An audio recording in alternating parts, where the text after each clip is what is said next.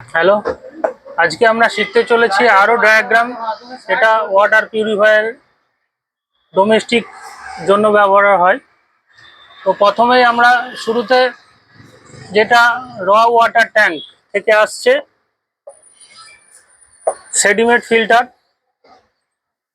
তারপরে carbon filter, post carbon filter, SV যেটা solenoid valve নামে পরিচিত, তারপর যাচ্ছে বুস্টার পাম্প। বুস্টার পাম্পের পরে আসছে যেটা আমরা জংশন করার জন্য ব্যবহার করি টি জাংশন। টি জাংশন থেকে তিনটে লাইন বেরোচ্ছে, একটা মেমব্রেনে যাচ্ছে, আর একটা টিডিএস লাইনে, আর একটা ইন হচ্ছে।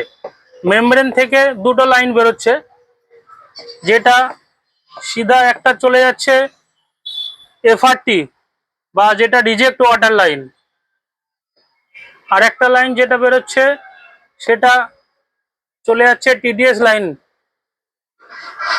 টিডিএস লাইনের যে টি জাংশন আছে সেখান থেকে ভায়া ইউভি হয়ে চলে যাচ্ছে মিনারেলস থেকে ডাইরেক্ট চলে যাচ্ছে ট্যাঙ্ক, যেটা আমরা খাওয়ার জন্য ব্যবহার করব।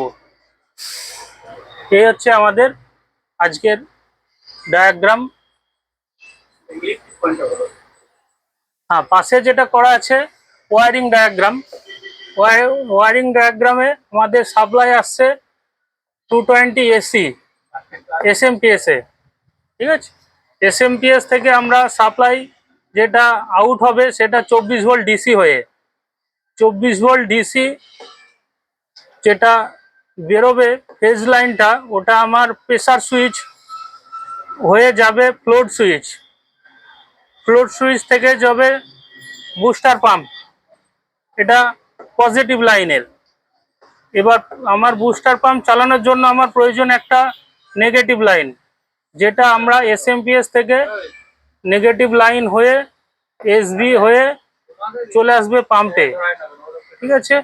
এবার পাম্প এখানেই আমার সার্কিট কমপ্লিট হয়ে যাচ্ছে, কিন্তু আর একটা লাইন প্রয়োজন হয় যেটা আলট্রা ভায়োলেট রে, জলের পিউরিফিকেশন বাড়ানোর জন্য। এখানে আমার একটা দরকার, একটা পজিটিভ লাইন, একটা নেগেটিভ লাইন। এখান থেকে পজিটিভ দেওয়া হয়েছে, এখান থেকে নেগেটিভ লাইন দেওয়া হয়েছে।